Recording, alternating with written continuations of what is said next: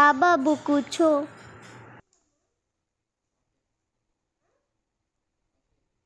నీకేమైంది బాబు?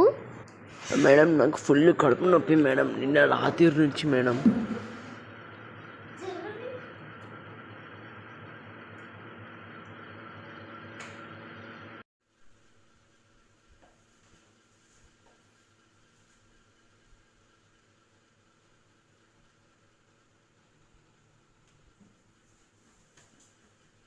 మేడం నాకు ఏమైంది మేడం? ఆపరేషన్ చేయాలి బాబు, నీ కడుపులో చాలా ఇన్ఫెక్షన్ ఉంది. అవునా మేడం?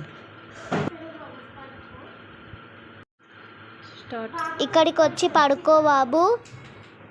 Okay madam.